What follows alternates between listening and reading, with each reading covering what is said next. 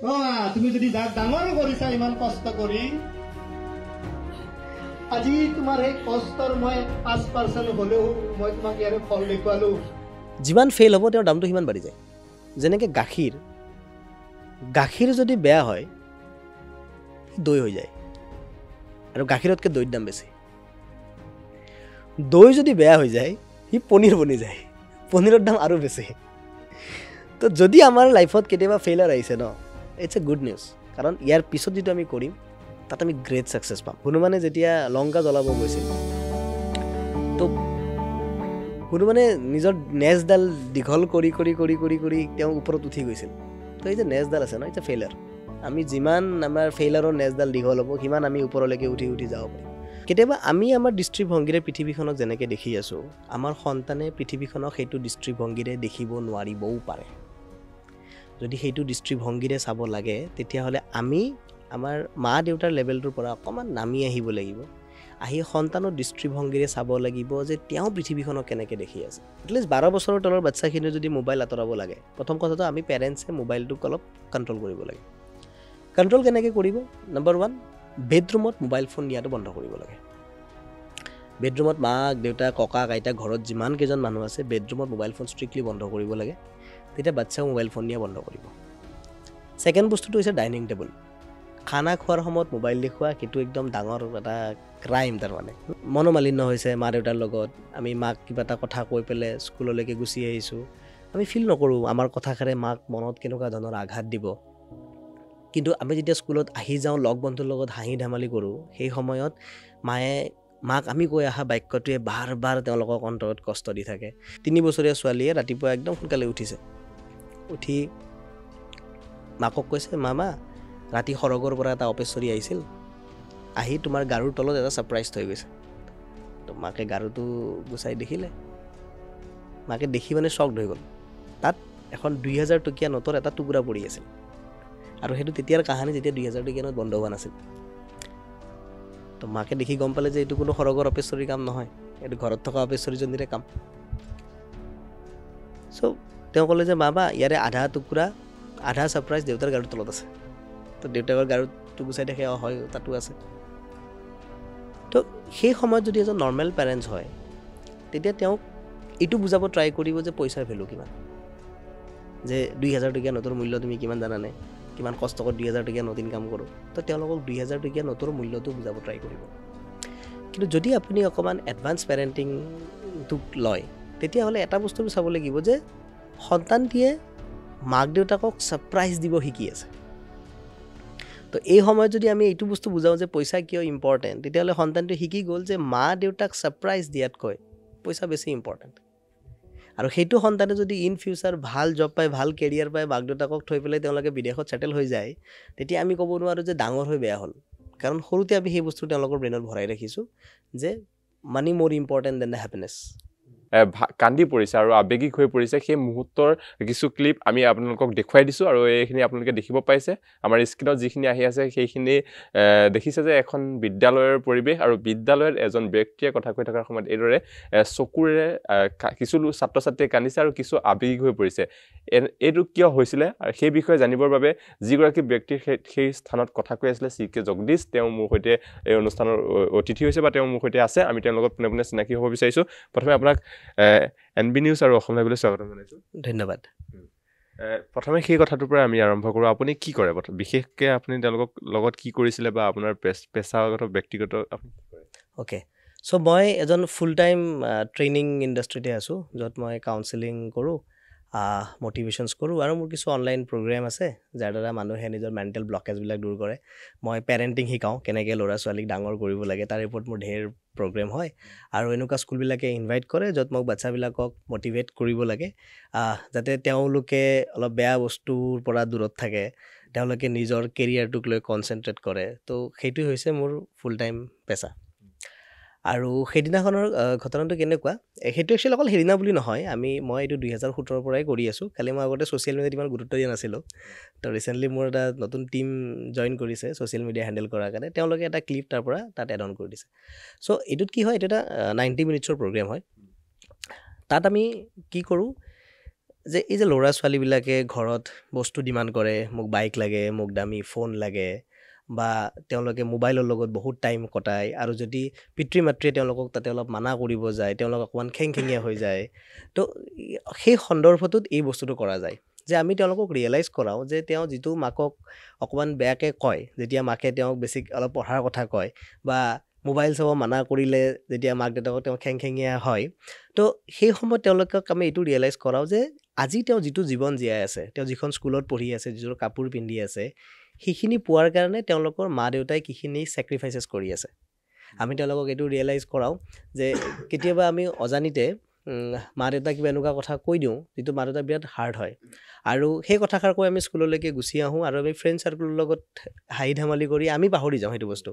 কিন্তু যিজনী মা গোটেই দিনটো ঘৰত থাকে, তেওঁলোকৰ সেই কথাটো বাৰ বাৰ মনত লাগি থাকে যে মোৰ ছোৱালীজনীয়ে বা মোৰ ল'ৰাজনে মোক এনেকৈ ক'লে, যাক মই ইমান কষ্ট কৰি ডাঙৰ কৰিছোঁ। তো যেতিয়া আমি সেই বস্তুটো তেওঁলোকক ৰিয়েলাইজ কৰাওঁ যে মা দেউতাই আমাৰ কাৰণে কিখিনি ছেক্ৰিফাইচেছ কৰিছে, তেতিয়া তেওঁলোক অলপ আৱেগিক হৈ উঠে, যেতিয়া তেওঁলোকে ৰিয়েলাইজ কৰে যে য়েছ, এইটো কথাত মই অমুক দিনাখন এনেকৈ মাক কৈছিলোঁ, মই ক'ব নালাগিছিল, বা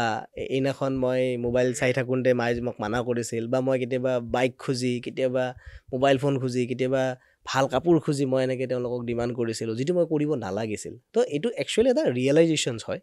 এইটো মটিভেশ্যনছ বুলি ক'ব নোৱাৰি, এইটো ৰিয়েলাইজেশ্যনছ যে আমি কেনেকৈ গ্ৰেটিটিউড ফিল কৰিব লাগে আমাৰ পেৰেণ্টছক লৈ পেলাই, আমি কেনেকৈ কৃতজ্ঞ হ'ব লাগে তেওঁলোকক লৈ। তো সেই প্ৰগ্ৰেমটোত সেইখিনি সময়ত সেই বস্তুটো চলি আছিল।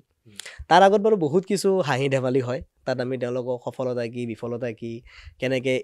এচিভ কৰিব লাগে, আমি মাৰ্কছ মেগনেট বুলি এটা কনচেপ্ট ইউজ কৰোঁ যে আমি নম্বৰ কেনেকৈ আমি এট্ৰেক্ট কৰিব পাৰোঁ। তো সেই গোটেইবিলাক বস্তু শিকোৱাৰ পিছত আমি তেওঁলোকক সেই অলপ ইম'শ্যনছটো ক্ৰিয়েট কৰোঁ, যাতে সেইটো বস্তু তেওঁলোকৰ বেছি দিনলৈকে মনত থাকে। সেই বিশেষ যিটো আপুনি আছিলে কেনেকুৱা ধৰণৰ কথা কৈছিলে আপুনি যদি অলপ কৈ দিব বিচাৰে? ইয়াত দৰ্শক বহুত সৰু সৰু ছাত্ৰ ছাত্ৰীও থাকিব, কিছু লোকে ছাত্ৰ ছাত্ৰীসকলেও জানিব বিচাৰিব আপুনি কেনেকৈ কৈছিলে। একচুৱেলি সেইটো যিটো তাতে যিটো ইম্পেক্ট পৰে, সেইটো ইম্পেক্ট ইয়াত নপৰিব, কাৰণ তাত আমি এটা মিউজিক থেৰাপি ইউজ কৰোঁ। তাত আমি এটা মিউজিকৰ হেল্প লওঁ, সেই মিউজিকত লৈ পেলাই তেওঁলোকক অলপ মেডিটেশ্যনছ কৰি এটা ডিপ লেভেললৈকে লৈ অহা হয় প্ৰথমতে,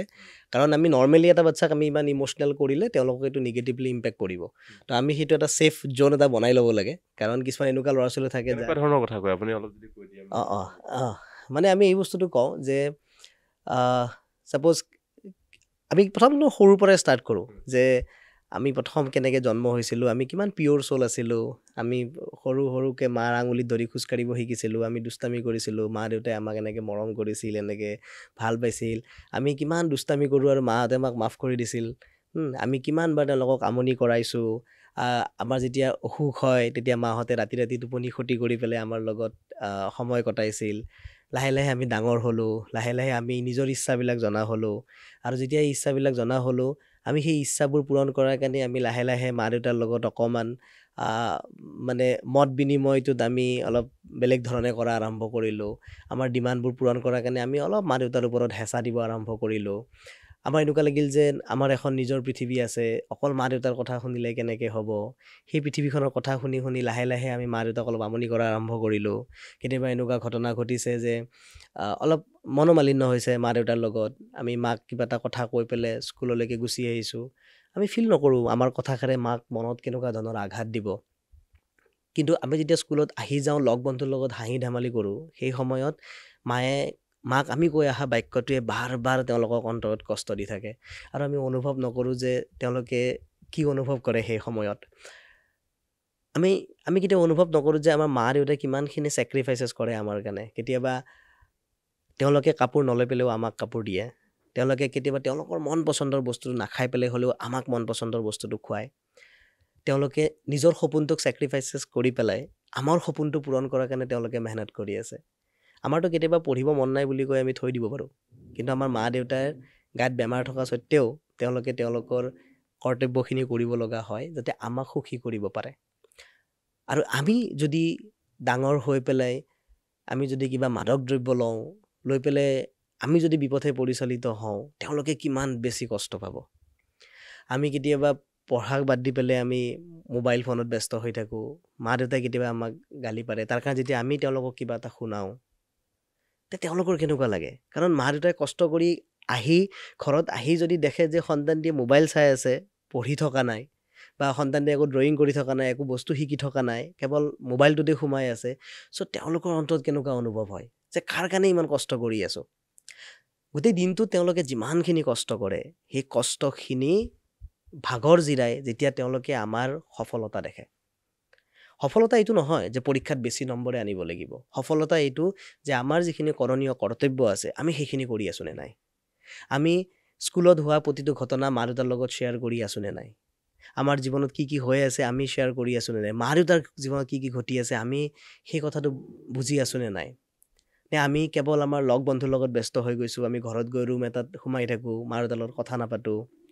কিবা প্ৰশ্ন সুধিলে আমি ডাইৰেক্টলি উত্তৰ নিদিওঁ। নে আমি তেনেকুৱা হৈছোঁ। যদি হৈছোঁ আমি এই কথাটো অনুভৱ কৰা দৰকাৰ যে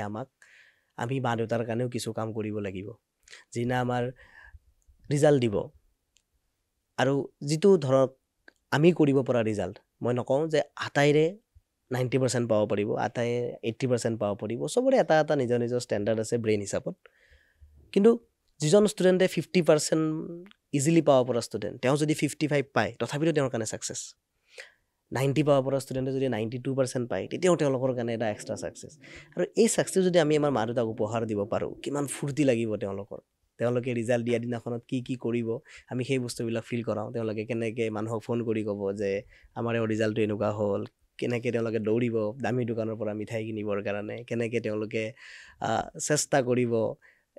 এই মোমেণ্টটোক এনজয় কৰাৰ কাৰণে। তো আমি এইখিনি বস্তুকে অকণমান ড্ৰামেটিক ৱেত তাত প্ৰেজেণ্ট কৰোঁ, যাতে তেওঁলোক অকণমান বস্তুৰ লগত হাইলি কানেক্টেড হ'ব পাৰে। আৰু সেইখিনি মোমেণ্টত তেওঁলোকে অকণমান ইম'চনেল হয়। আৰু কিন্তু এনেকুৱাও নহয় যে আমি ইম'চনেল কৰি থৈ দিওঁ, তেওঁলোকক আমি আকৌ হেপী মুডত লৈ আহোঁ। আমি তাৰপিছত তেওঁলোকক ডান্স কৰাওঁ যাতে তেওঁলোকে অকণমান ৰিলেক্স মুডত আহি যায়। অ'ভাৰঅল আমি তেওঁলোকক এইটো ফিল কৰাওঁ যে যিটো ফিউচাৰ যদি আমি ধুনীয়াকৈ বনাওঁ, ফিউচাৰটো কি হ'ব, কেনেকুৱা দেখিব, সেই বস্তুটোক আমি উইথ দ্য হেল্প অফ ভিজুৱেলাইজেশ্যনছ আমি তেওঁলোকক তাত কৰাব ট্ৰাই কৰোঁ। চ' এইটোৱে হৈছে সেইখিনিৰ মেইন কনচেপ্ট। এইটো এটা 15 মিনিটছৰ হয়, কিন্তু বাকীখিনি সময়ত অকণমান বেলেগ থাকে আৰু। আপুনি যিহেতু কৈছে পেৰেণ্টছৰ লগতো আপোনাৰ কিবা এনেকুৱা কৰে, কি কৰে পেৰেণ্টছৰ লগত? আমি একচুৱেলি পেৰেণ্টিং শিকাওঁ যে ল'ৰা ছোৱালীক আমি কেনেকৈ ডাঙৰ কৰিব লাগে। এইটো কিয় হয় যে আমি এতিয়াও কিছুমান পুৰণা মেথড মানে এপ্লাই কৰোঁ ল'ৰা ছোৱালীক ডাঙৰ কৰাৰ ক্ষেত্ৰত। আমি ধৰি লওক পেৰেণ্টিং বোলা যিটো বস্তু সেইটো আমি আমাৰ মা দেউতাৰ পৰা শিকিছোঁ। আমাৰ মা দেউতাই আমাক কেনেকৈ ডাঙৰ কৰিছিল, মা দেউতাই আমাৰ ককা আইতাৰ পৰা শিকিছিল কেনেকৈ ডাঙৰ কৰিব লাগে। কিন্তু সেই পুৰণা মেথডটো আজি ল'ৰা ছোৱালীৰ লগত এপ্লাই কৰিলে নহ'ব। যেনেকৈ মই ইয়াত ধৰি লওক ষ্টুডেণ্টখিনিক শিকাইছোঁ যে মা দেউতাৰ কষ্টটো ফিল কৰিব লাগে, আমি পেৰেণ্টছবিলাকক শিকাওঁ যে বাচ্ছাৰ ওপৰত যিখিনি মেণ্টেল প্ৰেছাৰ পৰে সেই মেণ্টেল প্ৰেছাৰখিনি কেনেকৈ বুজিব লাগে, কেনেকৈ সন্তানক কাৰেক্ট কৰাৰ আগতে কানেকশ্যনছ বনাব লাগে। পেৰেণ্টিঙত আমি মেইনলি সেই বস্তুটো বনাওঁ যে সন্তানৰ লগত কেনেকৈ কানেকশ্যনছ বনাব। আজি ল'ৰা ছোৱালীবিলাকে পেৰেণ্টছৰ লগত চব কথা শ্বেয়াৰ কৰিব নোৱাৰে, তেওঁলোক অকলে থাকি ভাল পায়, তেওঁলোকে ছ'চিয়েলাইজ নহয়, আৰু ফাইনেলি তেওঁলোকে মোবাইলৰ ওপৰত বেছি ডিপেণ্ডেঞ্চি আহি যায়। তো এই বস্তুটোৰ পৰা কেনেকৈ ওলাব, কেনেকৈ পেৰেণ্টছে ষ্টুডেণ্টৰ লগত এটা ষ্ট্ৰং কানেকশ্যনছ ডেভেলপ কৰিব, সেইটো বস্তু আমি অকণমান স্পিৰিচুৱেলি তেওঁলোকক কানেক্ট কৰি পেলাই সেই বস্তু ৰিয়েলাইজ কৰাব ট্ৰাই কৰোঁ। তো সেইটো টোটেলি পেৰেণ্টিঙত যায়। সেইটো কেনেকুৱা হয় আপুনি অলপ যদি কয়?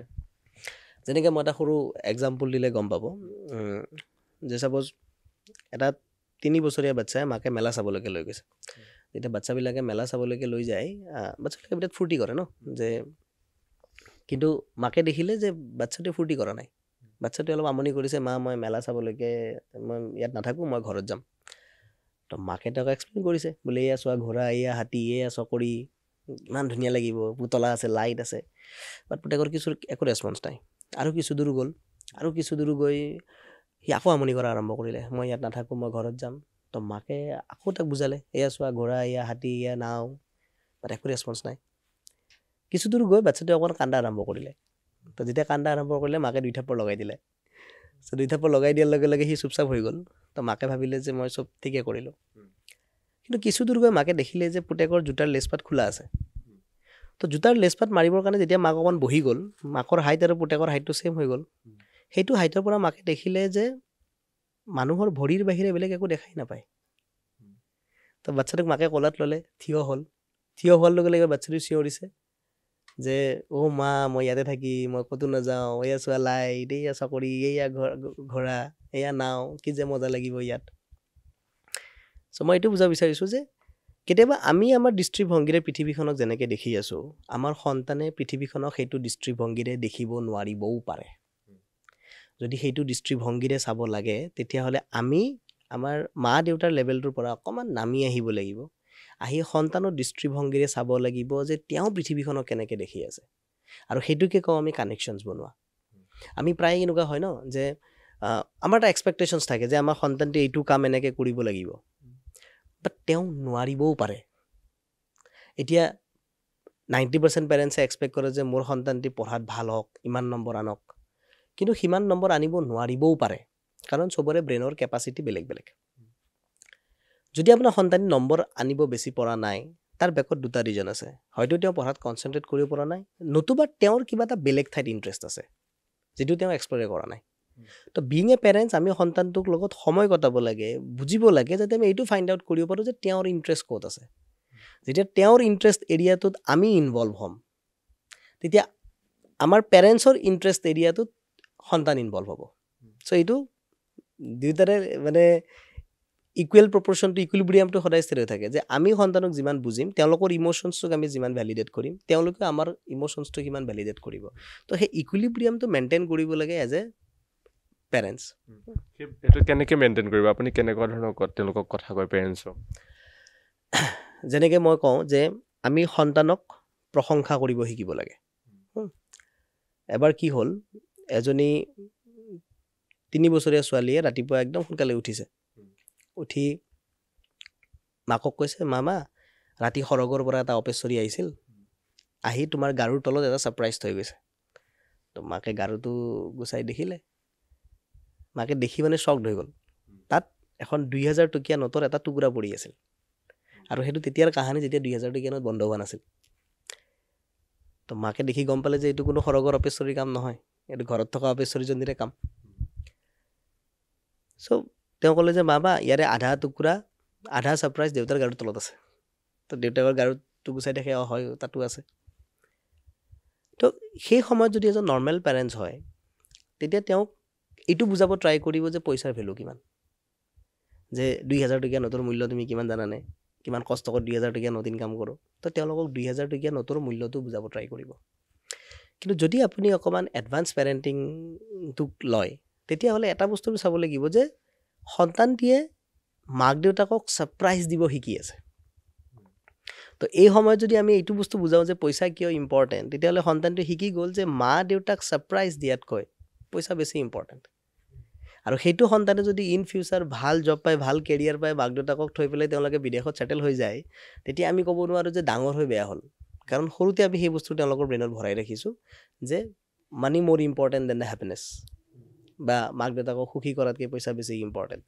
তো তেনেকুৱা ধৰণৰ বস্তুবিলাক পেৰেণ্টিঙত ইনক্লুড হয় আমি তেওঁলোকক মৰেল ভেলুটো বুজাব লাগে যে তেওঁলোকৰ তাতো কিছু কিছু ভাল গুণ আছে সেই ভাল গুণবিলাককো আমি একচেপ্ট কৰিব লাগে আমি কেতিয়াবা নাচাওঁ সেই ভাল গুণবিলাকক আমি ন কেতিয়া এইটো মই মাখিমা আৰু মৌ মাখিমা বুলি কওঁ যেনেকৈ মাখিয়ে লেতেৰা বস্তু দেখি থাকে মৌ মাখিবিলাকে ধুনীয়া বস্তু বিচাৰি থাকে তো মাকবিলাক স্পেচিয়েলি মৌ মাখিমা হ'ব লাগিব যাতে তেওঁ বাচ্ছাৰ তাত ভাল গুণবিলাক বিচাৰি পায় যেনেকৈ এইটো দেখাত যদিও লাগিছে যে 2000 টকীয়া নোট এখন ছিঙিছে বাট তাৰ বেকত যদি চাওঁ তেওঁ মাকক ছাৰপ্ৰাইজ দিছে হেপী কৰিছে তো আমি সেই সময়ত এটা পজিটিভ ফ্ৰেম লৈ পেলাই চাব লাগিব ছিটুৱেশ্যনছটোক আৰু যদি আমি পজিটিভ ফ্ৰেম লৈ চাব পাৰোঁ তেতিয়া সন্তান আমাৰ লগত কানেক্ট হ'ব আৰু যেতিয়া সন্তান আমাৰ লগত কানেক্ট হ'ব আমি লেটাৰ অন তেওঁক বুজাব পাৰোঁ যে তুমি ছাৰপ্ৰাইজ দিয়াটো ভাল কথা আৰু দিবা মই বিৰাট সুখী হ'ম কিন্তু পইচা মিছ ইউজ নকৰিবা তেতিয়া আমি বুজোৱাটো বেলেগ কথা তো তেনেকুৱা ধৰণে আমি পেৰেণ্টছবিলাকক গাইড কৰোঁ যে তেওঁলোকে কেনেকৈ সন্তানৰ লগত ষ্ট্ৰং কানেকশ্যনছ বনাই থাকিব পাৰিব যেতিয়া মোবাইল আজিকালি যিহেতু বহুত ছাত্ৰ ছাত্ৰী থাকে মোবাইলৰ লগত কানেক্ট হয় তেওঁলোকৰ বাবে কিবা আছে নেকি যিটো মোবাইলৰ পৰা কানেক্টেড আঁতৰাব পৰা একচুৱেলি মোবাইলৰ লগত যিটো কানেকশ্যনছ হয় সেইটো হয় বিকজ অফ মিৰৰিং ইফেক্ট এইটো পেৰেণ্টিঙত মিৰৰিং ইফেক্ট বুলি কওঁ মিৰৰিং ইফেক্ট মানে কি হয় সন্তানে মোবাইল চাব মাক দেউতাকৰ পৰা শিকে এতিয়া কি হয় আমি পেৰেণ্টছবিলাকে দিনটো কাম কাজ কৰি যিখিনি আমি ফ্ৰী টাইম পাওঁ সেইখিনি সময়ত আমি মোবাইলটোলৈ বহি যাওঁ তো এই বস্তুটো আমাৰ সন্তানে দেখি থাকে আৰু চাইল্ড চাইক'লজি কি কয় যে মা দেউতাই যিটো কাম কৰে সেইটো কেতিয়াও বেয়া হ'ব নোৱাৰে সেইকাৰণে মাক দেউতাকে যিয়ে কওক সেইটো বাচ্ছা তাত একো মেটাৰ নকৰে মাক দেউতাকে যিটো কৰে সেইটো মেটাৰ কৰে তো বাচ্ছা এটা শিকি গ'ল যে দিনটো কাম কৰি যেতিয়া ফ্ৰী টাইম পাই মোবাইল চাব পাৰি তো সন্তানে সেইটো বস্তু শিকি যায় এতিয়া আমি পেৰেণ্টছবিলাকে ফ্ৰী টাইম পাওঁ 1 ঘণ্টা আধা ঘণ্টা আমি 1 ঘণ্টা আধা ঘণ্টা মোবাইল চাওঁ তেওঁলোকে 6-7 ঘণ্টা ফ্ৰী টাইম পায় তেওঁলোকে 6-7 ঘণ্টা মোবাইল ফোন চায় কিন্তু এইটো ষ্টাৰ্টিং হয় ফ্ৰম দ্য মিৰৰিং ইফেক্ট তো সেইকাৰণে যদি আমি এটলিষ্ট 12 বছৰৰ তলৰ বাচ্চাখিনি যদি মোবাইল আঁতৰাব লাগে প্ৰথম কথাটো আমি পেৰেণ্টছে মোবাইলটোক অলপ কণ্ট্ৰল কৰিব লাগে কণ্ট্ৰল কেনেকৈ কৰিব নম্বৰ 1 বেডৰুমত মোবাইল ফোন নিয়াটো বন্ধ কৰিব লাগে বেডৰুমত মাক দেউতা ককা আইতা ঘৰত যিমান কেইজন মানুহ আছে বেডৰুমত মোবাইল ফোন ষ্ট্ৰিক্টলি বন্ধ কৰিব লাগে তেতিয়া বাচ্চাও মোবাইল ফোন নিয়া বন্ধ কৰিব ছেকেণ্ড বস্তুটো হৈছে ডাইনিং টেবুল খানা খোৱাৰ সময়ত মোবাইল দেখুওৱা সেইটো একদম ডাঙৰ এটা ক্ৰাইম তাৰমানে এইটো তাতো যাব গ'লে বহুত ডিপ লেভেলত যাব পাৰি যে আমাৰ ব্ৰেইনৰ ভিতৰত এটা ৰেটিকুলাৰ এক্টিভেটিং চিষ্টেম বুলি বস্তু থাকে যিটো বস্তু ডেমেজ হয় যেতিয়া বাচ্চাক মোবাইল দেখাই পেলাই খানা খোৱা যায় ইয়াৰ ওপৰত 1905 চনতে ইভান পাভলভ বুলি এজন চাইণ্টিষ্ট আছিলে তেওঁ এটা ইয়াৰে ওপৰত এক্সপেৰিমেণ্ট চলাইছিল আৰু কণ্ডিশ্যনিং বুলি এটা বস্তু ডেভেলপ কৰিছিল সেই তেতিয়া এটা তেওঁ কনচেপ্ট ওলাইছিল যে কেনেকৈ আমি এটা বস্তুৰ লগত আন এটা বস্তুতে কানেক্ট কৰি দিওঁ সি আমাৰ কেনেকৈ ব্ৰেইনটোক মিছ ইউজ কৰে ছেম বস্তুটো এতিয়া বাচ্চাৰ ক্ষেত্ৰত হৈ আছে খানা খাবৰ সময়ত মোবাইল ফোন দিয়ে আৰু যিটোৰ কাৰণে আজিকালি অটিজম বহুত বাঢ়িছে ADHD বহুত বাঢ়িছে স্পীচ ডিলে বহুত বাঢ়িছে তো সেইকাৰণে এটা নিয়ম আমি সদায় ৰাখিব লাগে যে ডাইনিং টেবুলত মোবাইল ফোন নট এলাউড সেইটো ঘৰৰ কোনো মানুহে নহয় মাকেও নিব নোৱাৰে দেউতাকেও নিব নোৱাৰে ককা আইতাক যোন আছে ফেমিলিত কোনেও নিব নোৱাৰে যদি কোনেও নিনিয়ে বাচ্চা অট'মেটিক শিকি যাব যে এই দুটা এৰিয়াত মোবাইল নিব নোৱাৰি যেনেকৈ আমি মন্দিৰত চেণ্ডেল লৈ নাযাওঁ তেনেকৈ বেডৰুম আৰু ডাইনিং টেবুল এই দুটা বস্তুত মোবাইল নিয়া বন্ধ কৰি দিয়ক পেৰেণ্টছবিলাকে বাচ্চাই অট'মেটিকেলি মোবাইলটোৰ পৰা আঁতৰি থকা আৰম্ভ কৰিব খালি আমি বাচ্চাই মোবাইল এইটো কাৰণে নিব পাৰি আছে কাৰণ আমি মোবাইলে কিমান হাৰ্ম কৰিব আমিতো বুজিবই পৰা নাই ই বহুত লেভেলত হাৰ্ম কৰিব পাৰে হিউমেন ব্ৰেইন এটাক অকল বাচ্চা বুলি নহয় ডাঙৰকো বহুত হাৰ্ম কৰে কিন্তু বাচ্চাৰ ক্ষেত্ৰত সি বহুত বেছি হাৰ্ম কৰে কাৰণ বাচ্চাৰ ক্ষেত্ৰত এইটো অভাৰ ডাটা কনজামশ্যন হয় যেতিয়া আমি সৰু বাচ্চাক এটা ৰিলছ চাব দি পেলাই ভাত খাব দিওঁ তেওঁলোকে যেতিয়া ৰিল চাই তেওঁলোকৰ ব্ৰেইনে যিমান ইনফৰমেশ্যনছ ল'ব পাৰে তাতকৈ বেছি ইনফৰমেশ্যনছ লৈ লয় সেইটোক অভাৰ ডাটা কনজামশ্যন বুলি কোৱা হয় যেতিয়া অভাৰ ডাটা কনজামশ্যনছ হ'ব তো ব্ৰেইনটোৱে সেই ডাটাখিনিক এনালাইচিছ কৰাত লাগি যায় তেতিয়া তাৰ যিখিনি হলিষ্টিক গ্ৰ'থ হ'ব লাগিছিল তাৰ ছ'চিয়েলাইজেশ্যনছ তাৰ কমিউনিকেশ্যনছ সেই ডেভেলপমেণ্টবিলাক শ্ল' হৈ যায় কাৰণ ব্ৰেইনে ডাটাবিলাক এনালাইচিছ কৰি থাকিব লগা হয় তো ব্ৰেইনটো বিজি হৈ যায় বেলেগ কামত আৰু ব্ৰেইনৰ যিটো গ্ৰ'থত লাগিব লাগে সেইটো নালাগে সেইকাৰণে বাচ্চাবিলাক তাৰমানে বেছি মোবাইল চালে সি অকণমান লাহে লাহে লাহে লাহে এবনৰ্মেলৰ পিনে গৈ থাকিব সেইটো কাৰণে মোবাইলটো একদম ষ্ট্ৰিক্টলি বন্ধ কৰাটো দৰকাৰ আৰু সেইটো কাৰণে দুটা ষ্টেপ আপোনালোকে ফ'ল' কৰিব পাৰে বেডৰুমত মোবাইল ফোন নিয়া বন্ধ কৰক আৰু ডাইনিং টেবুলত মোবাইল ফোন নিয়া বন্ধ কৰক অট'মেটিকেলি সি বন্ধ হৈ যাব বাচ্চাৰ ক্ষেত্ৰতো আৰু এটা কথা সোধোঁ যে আপুনি যিটো মটিভেশ্যনেল স্পীকো দিয়ে দেখিব পোৱা যায় কিছুমান ছাত্ৰ ছাত্ৰী থাকে যিবোৰ মেট্ৰিক পৰীক্ষা থাকে যিকোনো পৰীক্ষাত আপোনালোকে দেখিব পোৱা যায় তেওঁলোকৰ ৰিজাল্ট বেয়া হ'ল কিবা হ'ল ঘৰত কিবা হ'লে হতাশ হৈ পৰে ভাগি পৰে তেওঁলোকৰ বাবে আপুনি কি ক'ব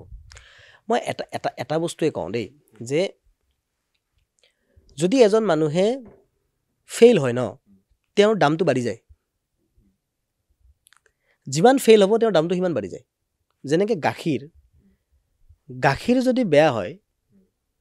সি দৈ হৈ যায় আৰু গাখীৰতকৈ দৈৰ দাম বেছি দৈ যদি বেয়া হৈ যায় সি পনীৰ বনি যায় পনীৰৰ দাম আৰু বেছি তো যদি আমাৰ লাইফত কেতিয়াবা ফেইলাৰ আহিছে ন ইটছ এ গুড নিউজ কাৰণ ইয়াৰ পিছত যিটো আমি কৰিম তাত আমি গ্ৰেট ছাকচেছ পাম আৰু আমাৰ ভেলুটো বাঢ়িব কাৰণ এনেই নকয়তো failure is the pillar of success বুলি চিৰিয়াছলি ছাকচেছ ফেইলাৰ সঁচাকৈ একোটা ক্ষতি হয় এইটো মই অকল কিতাপত পঢ়া বাক্যৰ পৰাই কোৱা নাই মই নিজৰ জীৱনৰ মানে অভিজ্ঞতাৰ পৰা কৈছোঁ বহুত ফেইল হৈছোঁ বহুত অসমত অকল মটিভেশ্যন টক দি পেলাই বা কথা কৈ পেলাই এটা জীৱিকা উপাৰ্জন কৰি থকাটো ইমান সহজ নহয় মই এটা 1 লাখ টকীয়া চাকৰি বাদ দি পেলাই মই এইটো ফিল্ডত নামিছোঁ মই এখন বিৰাট আমাৰ অসমৰ বিৰাট ডাঙৰ মেডিকেল কোচিং ইনষ্টিটিউট মই নামটো নলওঁ বাৰু তাত 1,03,000 টকা মোৰ চেলাৰী আছিল এজ এ কেমেষ্ট্ৰি লেকচাৰাৰ আছিলোঁ মই তাত তো সেই চাকৰি বাদ দি পেলাই মই এইটো ফিল্ডত আহিছোঁ আৰু আহি 15,000 টকাৰ পৰা আকৌ ৰিষ্টাৰ্ট কৰিছোঁ লাইফ সেই যিটো জাৰ্ণি বহুত ফেইলাৰ তাৰমানে বহুত লগ বন্ধু ওলাই গৈছে লাইফৰ পৰা ফেমিলি প্ৰব্লেম চলি গৈছে তো বহুত কিবা কিবি হৈছে তো মোৰ লাগে যে এইটো এটা পাৰ্ট হয় এইটো এটা জাৰ্ণি হয় এইটো এটা প্ৰচেছ প্ৰতিজন মানুহে যোনে ছাকচেছফুল হ'ব যাব তেওঁ আৰু আগত বহুত ফেইলাৰ ল'ব হনুমানে যেতিয়া লংকা জ্বলাব গৈছিল তো কোনো মানে নিজৰ নেজডাল দীঘল কৰি কৰি কৰি কৰি কৰি তেওঁ ওপৰত উঠি গৈছিল তো এই যে নেজডাল আছে ন এতিয়া ফেইলাৰ আমি যিমান আমাৰ ফেইলাৰৰ নেজডাল দীঘল হ'ব সিমান আমি ওপৰলৈকে উঠি উঠি যাব পাৰিম চ' ফেইলাৰবিলাকক একচুৱেলি চেলিব্ৰেট কৰা বস্তু আমি এটা নিয়ম বনাই থৈ দিছোঁ যে আমি অকল ছাকচেছ চেলিব্ৰেট কৰোঁ নহয় আমি ফেইলাৰকো চেলিব্ৰেট কৰিব লাগে যেতিয়া মই এটা প্ৰায় কওঁ মই আপুনি যদি মোৰ ছ'চিয়েল মিডিয়াত চাই তাৰ আগত এটা ভিডিঅ' আছিল মই এইটো বস্তু কৈছিলোঁ যে প্ৰথম যেতিয়া মই এটা মটিভেশ্যনেল স্পীচ দিছিলোঁ আমাৰ গুৱাহাটীৰ শ্বহীদ ভৱনত মই মোটামুটি 700 মানুহক ইনভিটেশ্যন দিছোঁ তাৰ পৰা 70জন মানুহ আহিছে আহি যেতিয়া মই 1 ঘণ্টা স্পীচ দিছোঁ তাৰপিছত 7জন মানুহ আছে সেই 7জন মানুহৰ ভিতৰত 4জনটো মোৰ ফ্ৰেণ্ড চাৰ্কল আৰু এজন আছিল মোৰ মা আৰু সেইকেইজনে মোক এৰি থৈ নাযায় কাৰণ তেওঁ মোৰ গাড়ীতে আহিছিল থাকিল 2জন ব্যক্তি সেই 2জন ব্যক্তি থাকি গ'ল মোৰ বিৰাট ভাল লাগিল বোলে আজি 2জন হৈছে এদিন 2000 হ'ব বিৰাট পজিটিভ হৈ গ'লো তো মই তেওঁলোকক লাষ্টত থেংক ইউ ক'লোঁ বোলে আপোনালোক শেষলৈকে আছে বহুত ভাল লাগিল তেতিয়া তাৰে এজনে কৈছে বোলে উপায় নাই আপুনি যিটো মাইকত কথা পাতি আছে সেইটো মই আনিছোঁ তো শেষৰ যদি কৈছে ছাৰ বাকী চব এৰি গ'লে মই আপোনাক এৰি নাযাওঁ মই একদম লাষ্টতে যাম কাৰণ এইটো মই চকীদাৰ তালা মই মাৰিব লাগিব তো ঠিক কথা এইবিলাক মই মানে হাঁহিৰ দ্বাৰা কওঁ কাৰণ সেই দিনটো দেখিছোঁ কাৰণে আজি এই দিনটো হৈছোঁ আজি আমাৰ স্পিৰিচুৱেল পেৰেণ্টিং ৱৰ্কশ্বপত মানুহে 1500-2000 টকা টিকেট ভৰি পেলাই আহে এটা 5 ঘণ্টাৰ প্ৰগ্ৰেম চাবৰ কাৰণে আৰু এটা প্ৰগ্ৰেমত 150-200 মানুহ হয় মোৰ অনলাইন যিবিলাক কৰ্চেছ হ'লে এটা বেটছত মোৰ 300-400 মানুহ হয় আমি এটা ব্ৰেইন য়োগা বুলি প্ৰগ্ৰেম কৰোঁ মৰ্ণিং 5 to 6 সেইটো এভৰিডে চলে এইবিলাক প্ৰগ্ৰেমত আমাৰ পূৰা হাউচফুল যায় তাৰমানে মোৰ এইটো আমাৰ 2টা বেটছ যিটো চলি আছে তাৰ ছেকেণ্ড বেটছটো তাৰে ছেকেণ্ড 2টা বেটছো মানে অলৰেডি বুকড তো সেইটো ষ্টেজত অহালৈকে তাৰমানে এনেকুৱা বহুত ফেইলাৰ দেখি আহিছোঁ গতিকে যদি লাইফত ফেইল আহে ন এনজয় কৰিব লাগে কাৰণ যিমান ফেইল আহিব সিমান ডাঙৰ ছাকচেছ আহিব ফেইল হৈ আছা তো তোমাৰ ভেলু বাঢ়ি আছে আপুনি এটা প্ৰসংগ সুধিব বিচাৰিছোঁ আপুনি কৈছে কোনবিলাক ছাত্ৰ ছাত্ৰী অংকত ভাল বেয়া আপুনি গম পায় কেনেকৈ গম পায় সেইটো একচুৱেলি এটা আমাৰ DMIT টেষ্ট বুলি এটা বস্তু থাকে এইটো ডাৰ্মাটোগ্লাইফিক মাল্টিপল ইণ্টেলিজেঞ্চি টেষ্ট বুলি কোৱা হয় এইটোত কি হয় আমাৰ যিটো হিউমেন ব্ৰেইন থাকে ন ব্ৰেইনটো 2টা পৰ্চনত ভগাব পাৰি এটা লেফ্ট ব্ৰেইন এটা ৰাইট ব্ৰেইন 2টা ব্ৰেইনৰ ভিতৰতে 5টা লুপ থাকে লেফ্টত 5টা ৰাইটত 5টা টোটেল 10টা এই প্ৰতিটো লুপৰে কাম বেলেগ বেলেগ আৰু আমাৰ ব্ৰেইনত 100 বিলিয়ন নিউৰন আছে চ' নিউৰন হৈছে এই লুপকেইটাত কাম কৰা কৰ্মচাৰী এতিয়া আমি এটা ব্ৰেইন যে ভাল বুলি কওঁ ব্ৰেইন ভাল নহয় একচুৱেলি তাৰ নিউৰন ভাল তো নিউৰন আটাইৰে ব্ৰেইনত ছেম আছে বাছ সেই নিউৰনখিনি এই 10টা লুপত ডিষ্ট্ৰিবিউট হৈ আছে কিন্তু ডিষ্ট্ৰিবিউশ্যনটো ছেম নহয় আটাইৰে বেলেগ বেলেগ কাৰোবাৰ কোনোবাটো এৰিয়াত নিউৰন বেছি কাৰোবাৰ কোনোবাটো এৰিয়াত নিউৰন কম এতিয়া কাৰোবাৰ যদি মেথছ যিটো ডিপাৰ্টমেণ্টে হেণ্ডেল কৰে যিটো লুপে হেণ্ডেল কৰে তাত যদি নিউৰন কম থাকে সেই মানুহজন মেথছত উইক হ'ব তেওঁক যিমান টিউশ্যন নিদিওঁ কিয় যিমান আমি নালাগিলেও তেওঁ টিউশ্যনৰ জোৰত নম্বৰ পালেও তেওঁ না সেই জাৰ্ণিটোক এনজয় কৰিব পাৰিব না তেওঁ মেথছত এক্সপাৰ্ট হ'ব যদি তেওঁৰ মেথছৰ ব্ৰেইনটোত নিউৰন বেছি থাকে তেওঁ নিজে বেলেগৰ পৰা শিকি পেলাই হ'লেও মেথছটোত এক্সপাৰ্টিজটো শ্ব' কৰিব তেনেকৈ 10টা লুপ থাকে প্ৰতিটো লুপে একোটা স্পেচিফিক কাম হেণ্ডেল কৰে তো এই যিটো নিউৰনৰ ডিষ্ট্ৰিবিউশ্যনছটো হয় সেইটো যেতিয়া বেবী এটা মাকৰ গৰ্ভত থাকে তেতিয়াই হয় আৰু সেইখিনি সময়তে আমাৰ ফিংগাৰ প্ৰিণ্টটো ডেভেলপ হয় তো আমি ফিংগাৰ প্ৰিণ্টটোক যদি আমি অকণ ভিতৰলৈকে সোমাওঁ তাত যিবিলাক লাইন্স থাকে সেই লাইন্সটোক ৰিজ বুলি কোৱা হয় আৰু আমাৰ ব্ৰেইনৰ যিটো স্কেলিটন থাকে তাৰ ওপৰতো কিছুমান থিন স্কিন লেয়াৰ থাকে সেইটোকো ৰিচ বুলি কোৱা হয় তো ইয়াত যিটো ৰিচ পেটাৰ্ণ আছে সেই পেটাৰ্ণটোৰ পৰা আমি গম পাব পাৰোঁ যে কোনটো লুপত কিমান নিউৰন ডিষ্ট্ৰিবিউট হৈ আছে তো ফিংগাৰ প্ৰিণ্ট লৈ পেলাই আমি এই নিউৰনৰ ডিষ্ট্ৰিবিউশ্যনছটো এনালাইচিছ কৰোঁ সেইটো এটা ৰিপৰ্ট আকাৰত বনি আহে সেইটোকে DMIT ৰিপৰ্ট বুলি কোৱা হয় তো সেই ৰিপৰ্টটোৰ ওপৰত বেছ কৰি পেলাই আমি গম পাই যাওঁ যে বাচ্ছাটোৰ কোনটো লুপত কিমান নিউৰন আছে তেওঁৰ ইনবৰ্ণ টেলেণ্ট কি আছে তেওঁৰ লাৰ্ণিং ষ্টাইল কি তেওঁৰ ইণ্টেলিজেঞ্চ কি তেওঁ এক্সট্ৰা কাৰিকুলাম কি চুজ কৰিব পাৰিব তেওঁ কেনেকুৱা কেৰিয়াৰত যাব পাৰিব তেওঁৰ পাৰ্চনেলিটি কেনেকুৱা তেওঁ পেৰেণ্টিং কেনেকৈ কৰিব লাগিব সেই গোটেই বস্তুটো আমি তাৰ পৰা এক্সপ্লেইন কৰোঁ চ' সেইটোৰে এজন পেৰেণ্টছৰো বাচ্ছাটোক বুজিবৰ কাৰণে ইজি হয় বাচ্ছাটোক গাইড কৰিব ইজি হয় আৰু ফিউচাৰটো প্লেন কৰিব পাৰে